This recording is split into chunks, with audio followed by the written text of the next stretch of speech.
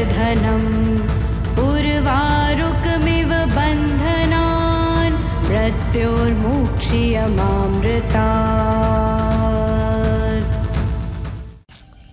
দাদা আছেন কেউ?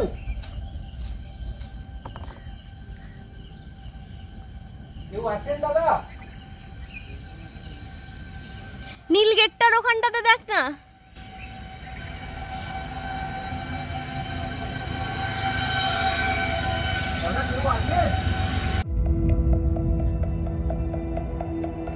সবে মগরা ছাড়িয়েছি, শুরুতেই ধাক্কা। এখন এই ভোরে জিটি রোডের ওপর পাংচার সারানোর গ্যারেজ কোথায় খোলা পাই, তার ওপর এই ওয়েদার।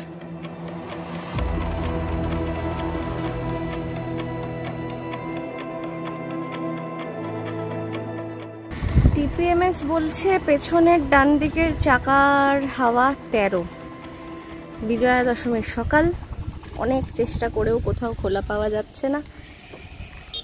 এইটা জানি না, দেখেও একটু কম মনেও হচ্ছে।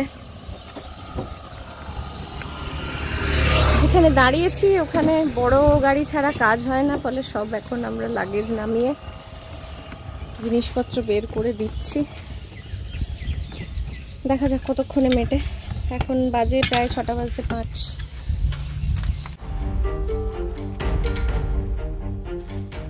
যে কোনো লম্বা রোড ট্রিপে রওনা হওয়ার আগে গাড়ির ইঞ্জিন থেকে টায়ার সবকিছুই আমরা চেক করে নিই।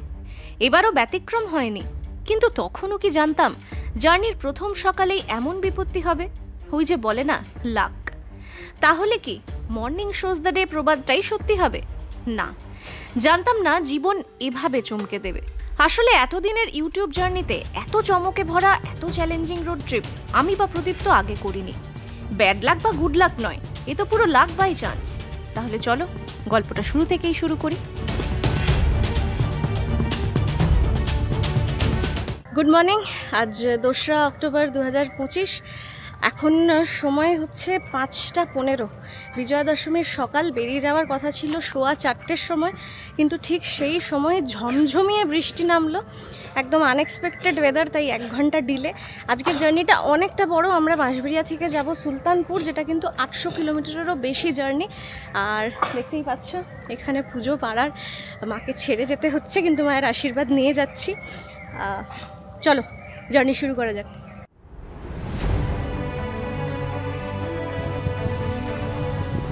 গাড়িতে হিমালয়, সে তো বিদিশা আর আমি আগেও করেছি।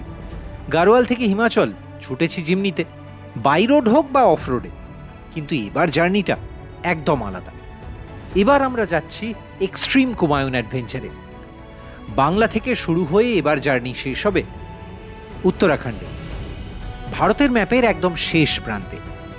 আদি কৈলাস, ওম পর্বত, পঞ্চচল্লী, মানে একই সঙ্গে ব্যাস ভ্যালি আর দারমা ভ্যালি, তাও বছরের প্রথম তুষারপাতে। অ্যাডভেঞ্চার, মজা, সাসপেন্স, থ্রিল তো থাকবেই।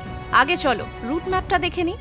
এই পর্বে তোমাদের দেখাবো আমাদের প্রথম 2 দিনের জার্নির গল্প, যেখানে সমতল থেকে আমরা পৌঁছবো পাহাড়ে। 2 দিন মিলিয়ে 28 ঘন্টা ড্রাইভে পাড়ি দেব 1350 কিলোমিটার, যে ড্রাইভ শেষ হবে লোহাঘাটে পৌঁছে। সকাল থেকেই কেমন বিচ্ছিরি ওয়েদার দেখছো তো। বাংলার আকাশ পুরো মেঘলা, আর মাঝে মাঝেই বৃষ্টি মাথায় করে চিরকুন্ডা পেরিয়ে আমরা নিলাম জলখাবারের ব্রেক।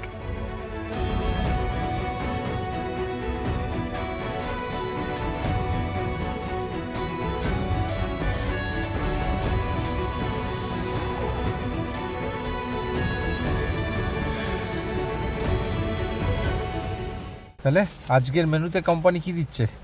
পরোটা, আলু ভাজা আর সন্দেশ। বাবা বাবা বাবা, দেখি একটু হাতটা সরান। ও, সঙ্গে চা। অসাধারণ, বাড়ির তৈরি পরোটা, সঙ্গে আছে আলু ভাজা। আলু ভাজা এই কারণেই, কারণ যাতে তোমরা এটা না বলতে পারো আবার সেই সাদা আলুর চচ্চড়ি। চলো এখন আমিও দেখি, একটু মুখে চোখে নেমে একটু জল দিলাম।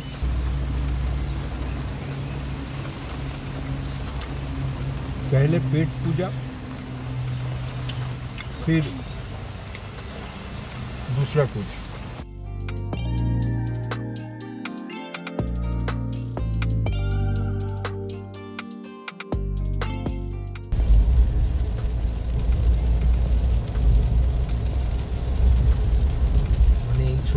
অনেকেই কিন্তু ভাবতে পারে আমরা বোধহয় নর্থ বেঙ্গল যাচ্ছি কি, বোঝা যাও তোপচাচি না কালিম্পং।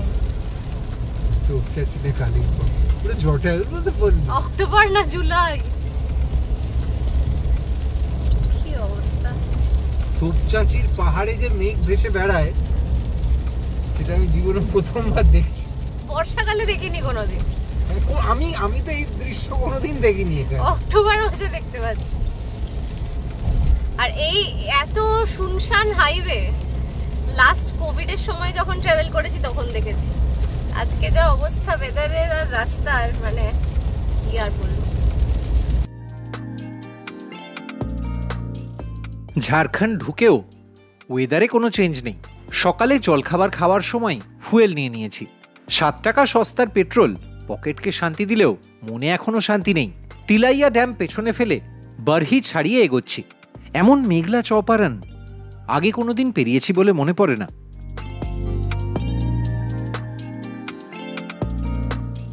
ভোর 5টায় বেরিয়েছি, 1:44 বাজে এখন। এই তো দেখি দাও এখানে আমাদের এখন এত আনন্দ হচ্ছে রোদ্দুর থেকে, মানে বারান্দায় রোদ্দুর নয়, হাইওয়েতে রোদ্দুর। প্রথম রোদটা দেখে এত ভালো লাগছে, মানে ফাইনালি মনে হচ্ছে হ্যাঁ অক্টোবর অক্টোবর মাসে এক্স্যাক্টলি একসঙ্গে অক্টোবর মাসে ট্রাভেল করছি। যাই হোক, তো এখন এবার একটু খাবার দাবার খুঁজতে হবে। বহুত খিদে পেয়েছে এবং আজকে লাঞ্চটাও একটা চ্যালেঞ্জ, কারণ গোটা নর্দার্ন ইন্ডিয়াতে দশেরার দিন দুপুরে লাঞ্চ পাওয়া অনেক জায়গায় বন্ধ আজকে, অনেকগুলো ধাবাই বন্ধ, সবাই দশেরার একটা ফেস্টিভ মোডে থাকে। তো অল ইন অল আর কি দেখা যাক।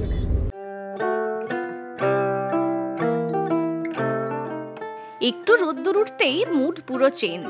সেদিন লাঞ্চ ব্রেকের জন্য আমরা থামলাম শেরঘাটিতে। শেরে বিহার রেস্তোরাঁয় অবশ্য আমরা আগেও খেয়েছি। এদিন মেনুতে ছিল রুটি, ডাল ফ্রাই, হাফ প্লেট চিকেন আর সেঁকা পাঁপড়। খাওয়ার পরেই আবার ছুট।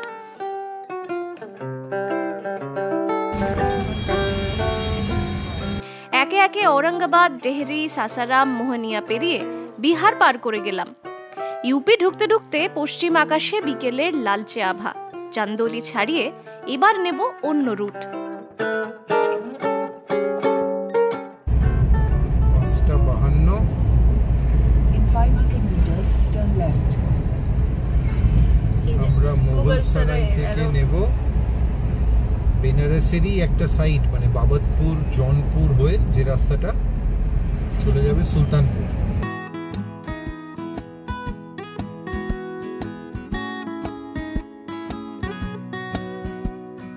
এবার আর বেনারসের আশেপাশে নয়, আমাদের প্রথম রাতের হল্ট সুলতানপুরে। মানে NH-19 ছেড়ে বাবতপুর হয়ে ধরে নিয়েছি 731 নম্বর জাতীয় সড়ক।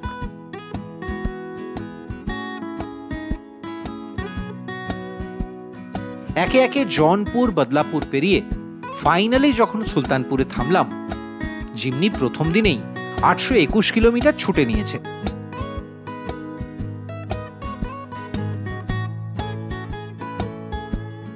সুলতানপুরে একেবারে ন্যাশনাল হাইওয়ের ওপরে হোটেল বৃন্দাবনে আছি আমরা। চেক ইন করেছি, জাস্ট মিনিট 10 হলো। আমরা আছি দোতলার 202 নম্বর রুমে। চলো চট করে একবার রুমটা তোমাদের দেখিয়ে দিই। আমরা এখানে জাস্ট একটা রাতই থাকবো, আমাদের কাল খুব সকাল সকাল বেরিয়ে যেতে হবে। তো রুমে ঢুকে যা যা দেখলাম এক রাতের জন্য যথেষ্ট। ঢুকেই একটা কাবার্ড আছে, এদিকে যে দরজাটা সেটা হচ্ছে ওয়াশরুম, সেটা অবশ্যই পরে তোমাদের দেখাবো। কাবার্ডের সঙ্গেই একটা ফুল লেংথ মিররও আছে। তার পাশেই আমরা যেখানে লাগেজগুলো রেখেছি, এখানে দেখো এটা লাগেজ রাখারই জায়গা। এটা একটা কিং সাইজ বেডই, 2 জন অ্যাডাল্ট বা 2 জন অ্যাডাল্ট এবং 1 জন বাচ্চা যাতে থাকতে পারে সেরকমই ভাবে বানানো। এবং বিছানার দুদিকে কিন্তু 2টো বেড সাইড টেবিল আছে, দুদিকেই প্লাগ পয়েন্ট আছে। একই সঙ্গে এটা কিন্তু একটা এসি রুম। এখানে একটা সোফা আছে যার সঙ্গে একটা টি টেবিল আছে।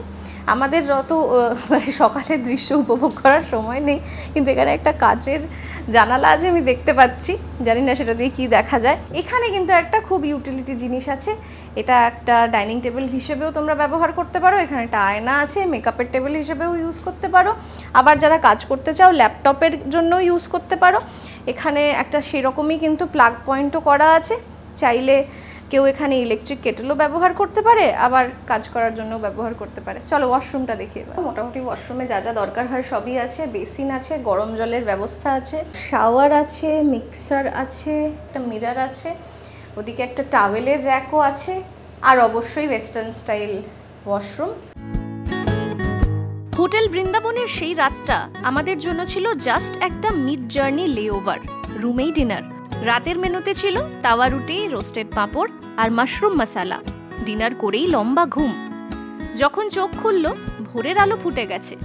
সুলতানপুরে একদম বেনারস লখনৌ যে কানেক্টিং হাইওয়ে, সেই হাইওয়ে ঠিক ওপরেই রয়েছে হোটেল বৃন্দাবন, যেখানে আমরা প্রথম রাত স্টে করলাম আমাদের ট্রিপে।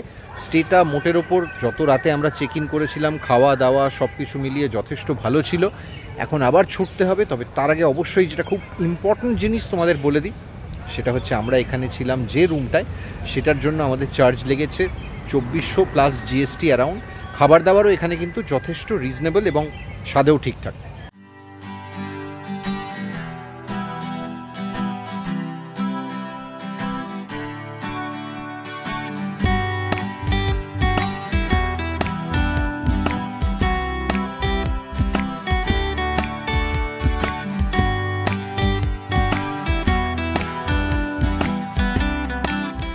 তাহলে উত্তরপ্রদেশের দ্বিতীয় দিন আজকের কোম্পানির মেনু কি? আজকে একটু ওই রেডি মিক্স পোহা বানিয়ে এনেছি, আর কফি, ব্ল্যাক কফি, আর মিষ্টি ছিল, কালকের সন্দেশ আছে। বাহ, এই হচ্ছে কফির সিপার, আর ওখানে আছে সন্দেশ। হ্যাঁ, কফিটা ফ্লাস্কে আছে, ঢালছি।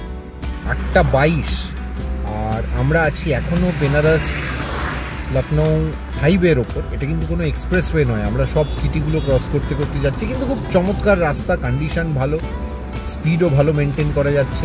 আজকে শুধু ওয়েদারটা একটু মেঘলা, সেটা তো তোমরা দেখতেই পাচ্ছ। আর এখন 24 বলে একটা ছোট্ট জায়গা ক্রস করে আমরা এখানে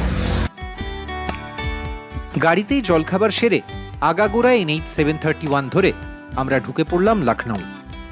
এবার আর আউটার রিং রোড ধরিনি, আহমামু জানকিপুরম হয়ে একদম শহরের মধ্যে দিয়েই ক্রস করছি। ফ্লাইওভার, মেট্রো আর বদলে যাওয়া নবাবের শহর ছেড়ে নিয়ে নিলাম 30 নম্বর জাতীয় সড়ক। তারপর সীতাপুর, লখিমপুর, গোলা গোকরণ পেরিয়ে এগিয়ে চলেছি পুরনপুরের দিকে। তোমরা যারা এই ট্রিপটা নিজেদের গাড়িতে প্ল্যান করবে, তাদের জন্য ডেসক্রিপশনে দিয়ে দিলাম আমাদের জার্নির গুগল ম্যাপ লিঙ্ক।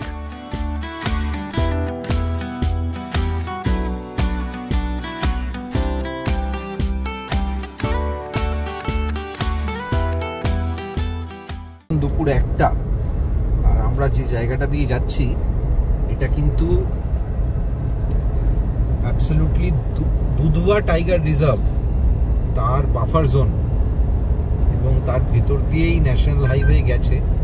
সামনে একটা জনপদ বা ছোট শহর বলতে পারো, খুটার, সেটা জাস্ট আর কয়েক কিলোমিটার, এবং এই রাস্তায় কিন্তু আরও এগিয়ে পৌঁছে যায় পিলিভিটের দিকে। আর দেখতেই পাচ্ছ দুপাশে সমস্ত এখানকার বাসিন্দারা আছেন। ঢোকার পর থেকে প্রচুর বাঁদর, যার জন্য গাড়িগুলোকেও একটু কশাসলি চালাতে হচ্ছে, কারণ আলটিমেটলি তো জায়গাটা ওদের। তবে আমরা এর আগে যখন এই রাস্তা দিয়ে গেছি, তার থেকে কিন্তু এখন রাস্তার অনেক উন্নতি হয়েছে। এবং সব থেকে বড় কথা হচ্ছে, এর আগের বারে আমরা যখন এখান দিয়ে গিয়েছিলাম তখন পরিস্থিতিও পুরো অন্যরকম ছিল, একদম রোমহর্ষক। সন্ধে রাতে আমরা এই জায়গাগুলো পেরোচ্ছিলাম, আর ঝকঝকে দিন, রাস্তা দারুণ হয়ে গেছে, এবং ট্রাফিকও বেড়েছে তার সঙ্গে, দেখতে পাচ্ছি। হ্যাঁ, ট্রাফিকও বেড়েছে, একদমই তাই। তো আপডেট যখন যেমন পৌঁছতে থাকবো তোমাদের দিতে থাকবো।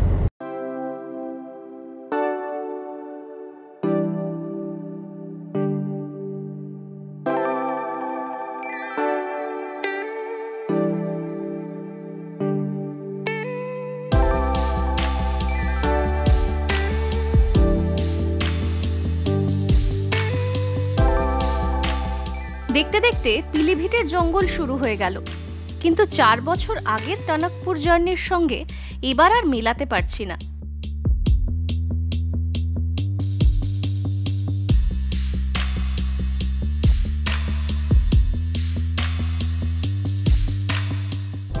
তো 42 আমরা কিন্তু উত্তরাখণ্ড ঢুকে গেলাম।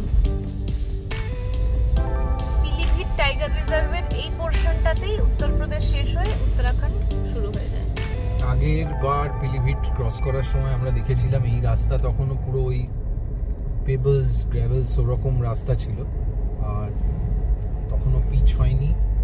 তখন কিন্তু এন্ট্রি করাটা মাস্ট ছিল, হ্যাঁ, কারণ আমি এখন জানি না, তখন এটা পুরোটাই কোর জোন ছিল এবং 3টে চেকপোস্ট ছিল, একটা ইউপির পাটে, একটা ঠিক মাঝামাঝি জায়গায়, এবং আরেকটা হচ্ছে যেদিকে আমরা বেরোবো। আর তখন খুব মনিটরিংও হতো। হ্যাঁ, আজকে তো ফরেস্টের কোনো গাড়িও দেখতে পেলাম না। আর এই রাস্তাটা এখন প্রায় নরমাল রাস্তার মতো, হ্যাঁ, গাড়ি যাতায়াত করে। হ্যাঁ, এখনো 30 কিলোমিটারের একখানা স্পিড লিমিট আছে, কিন্তু কেউ সেটা মানতে, সামনে গাড়িটা দেখেই বোঝা যাচ্ছে ও পুরো রাস্তা ওভারটেক করতে করতে আসছে। তো এই গাড়িগুলো বিশেষ করে এগুলো মানছে না দেখলাম, বাট চার্মটা আমার মনে হলো অনেকটাই চলে গেছে। একদমই তাই। জঙ্গল পেরোতেই পরে খাতিমা, ছোট্ট জনপদ, তবে একটু ঘিঞ্জি। রেলগেট পেরোতে একটু দেরিই হয়ে গেল।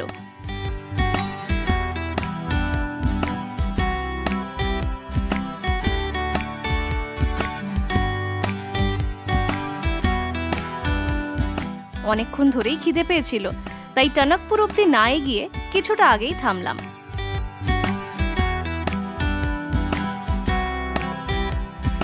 বিকেল 4টে বাজে। অত্যন্ত দ্রুততার সঙ্গে আমাদের ডাল ভাত, আলু জিরা আর পাঁপড় বানিয়ে দিয়েছেন দাদারা এখানে। পঞ্চশক্তি ধাবা, এটা হচ্ছে অ্যাকচুয়ালি বনবাসা, মানে খাতিমা থেকে তোমরা টনকপুর যাওয়ার পথে, টনকপুরের জাস্ট আগে একটা জায়গা পড়ে বনবাসা বলে, সেখানেই এই ধাবাটা। নিম্বু মিলেগা?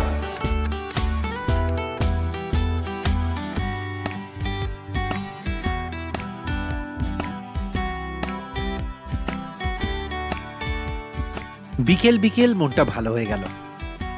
না, শুধু লাঞ্চ খেয়ে নয়, ফাইনালি চোখের সামনে হিমালয়। টনকপুর পেরোতেই শুরু হয়ে গেছে কুমায়ুনের তরাই রেঞ্জ। পাক খেতে খেতে চড়াই বেয়ে যত উঠছি মুগ্ধ হচ্ছি। বিকেলের আলো ক্রমশ কমছে। সোয়ালা আসার আগেই পড়ল প্রথম ল্যান্ডস্লাইড জোন।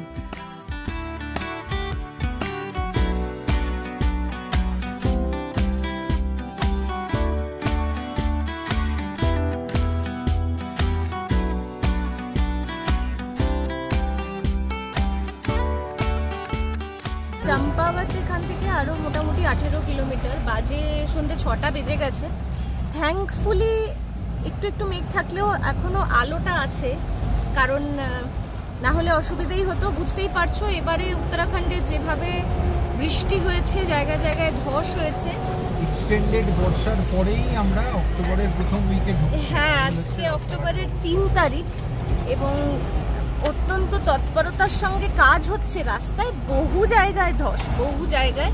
তার মধ্যে এই জায়গাটা এখনো কাজটা সে অর্থে হয়নি, একদিক করে গাড়ি পাস করাচ্ছে, কিন্তু এই মুহূর্তে কোনো রাস্তা বন্ধ নেই, এটাও বলে দেওয়া প্রয়োজন। কুমায়ুনের প্রথম দিনটাই একদম এক্সট্রিম কুমায়ুন হয়ে গেছে। তবে আমরা কিন্তু এই জন্যই দ্বিতীয় দিনই কিছুটা স্ট্রেচ করেই আমরা পাহাড়ে উঠেছি, মানে একটা খুব প্রপার নেট প্র্যাকটিস হয়ে যাচ্ছে আমাদেরও সেই সঙ্গে, কারণ এবারের যে ট্রিপ সেই হিসেবে এত ধুলো উঠছে। আমাদের মনে হয়েছিল যে এবারে যদি আমরা ডাইরেক্ট সমতল থেকে, একটু এটা জ্বালালে সুবিধা হবে? অসুবিধা নেই। আমাদের মনে হয়েছিল যে আমরা যদি ডাইরেক্ট সমতল থেকে ধারচুলা যাওয়ার চেষ্টা করি তাহলে হয়তো সেটা সন্ধে হয়ে যেতে পারে, বা জায়গায় জায়গায় রাস্তায় কাজ হচ্ছে, আমাদের কিছু সমস্যাও হতে পারে। সেই কারণে কিন্তু আমরা আজকেই পাহাড়ে ওঠার সিদ্ধান্তটা নিয়েছি।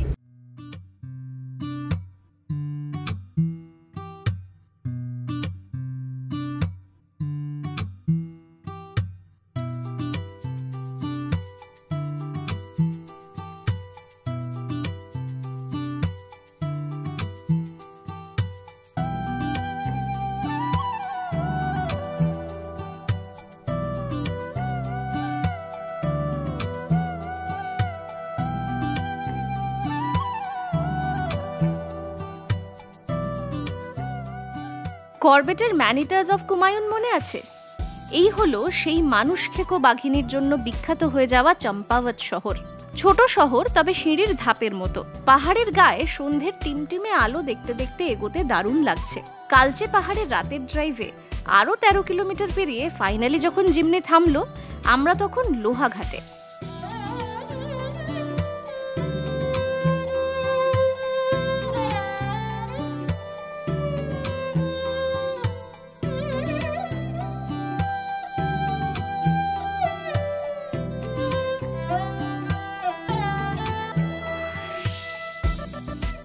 আমরা লোহাঘাট পৌঁছে গেছি 7:10 নাগাদ এবং চেক ইন করেছি হোটেল দেবলোক ইনে। রুমটা ভীষণ মিষ্টি, ঢুকেই খুব পছন্দ হয়েছে, তাই না দেখালে অন্যায় হবে।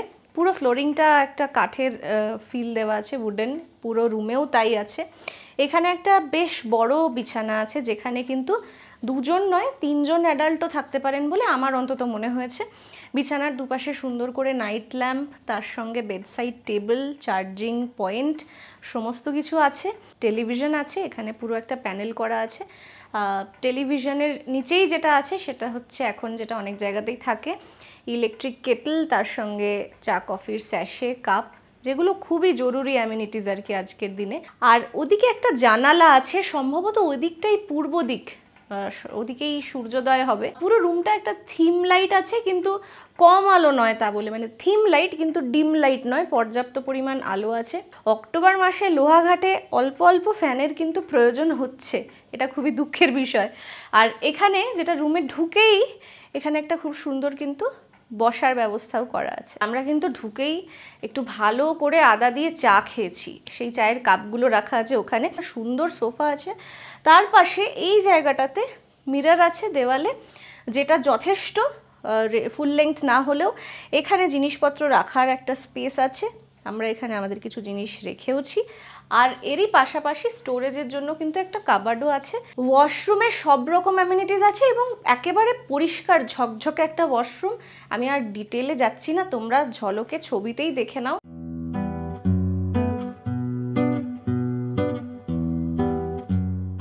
আমার এই রুমটার সবচেয়ে প্রিয় জায়গা যেটা মনে হয়েছে, যেখানে ইনফ্যাক্ট এসে আমি প্রায় 15-20 মিনিট দাঁড়িয়েছিলাম, সেটা হচ্ছে এই ব্যালকনিটা। ইনফ্যাক্ট প্রদীপ্ত যখন রুমটা চুজ করেছিল তখন এই ছবিটা দেখেই চুজ করেছিল। এখানে মানে দুর্দান্ত একটা ভিউ পাওয়া যায়। রাত্রিবেলা পুরো লোহাঘাট এখানে ঝকঝক মানে ঝলমল করছে বলা যেতে পারে। আর তার সঙ্গে আমরা যেদিন এসেছি 3রা অক্টোবর, তার 2-3 দিনের মধ্যেই কিন্তু পূর্ণিমা, তো চাঁদও বেশ সুন্দর আর কি, চাঁদের আলো। বাকি তো পাহাড় এবং এটা আমি জানি না, গাছপালা প্রচুর বড় বড়, তার সঙ্গে নিচে এখানে ওদের এটা একটা ওপেন এয়ার রেস্তোরাঁ টাইপের মনে হচ্ছে, সেটাও দেখতে খুব সুন্দর লাগছে সন্ধ্যেবেলা আলোয়। এইটার সকালের ভিউ তোমাদের আর এই ব্লগে দেখাবো না, এই ব্লগটা বোধহয় অনেকটাই লম্বা হয়ে গেছে। এটার সকালের ভিউ তোমরা দেখবে পরের ব্লগটা।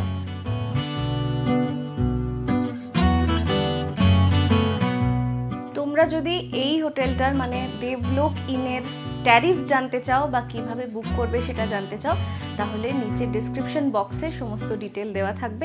একই সঙ্গে ওখানে আমাদের সুলতানপুরের হোটেলের ডিটেলও তোমরা পেয়ে যাবে। এই সিরিজের পরের পর্বে তোমাদের নিয়ে যাব ধারচুলা, এমন এক শহর যার এক পারে ভারত আর অন্য পারে নেপাল, মাঝখান দিয়ে বয়ে গেছে কালী নদী। আদি কৈলাস যাত্রার প্রথম স্টপ। সঙ্গে থাকবে লোহাঘাট থেকে ধারচুলার ছবির মতো জার্নি।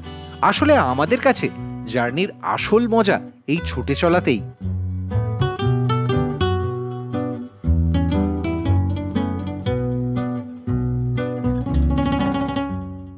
তো বিশেষ বিশেষ খবর হলো, এখন বাজে 9:42-43 আর আমাদের ডিনার এসে গেছে। অনেকক্ষণ ওয়েটিংয়ে ছিল, তো ডিনারে আজকে কি কি আছে সেটা আমরা জেনে নিই।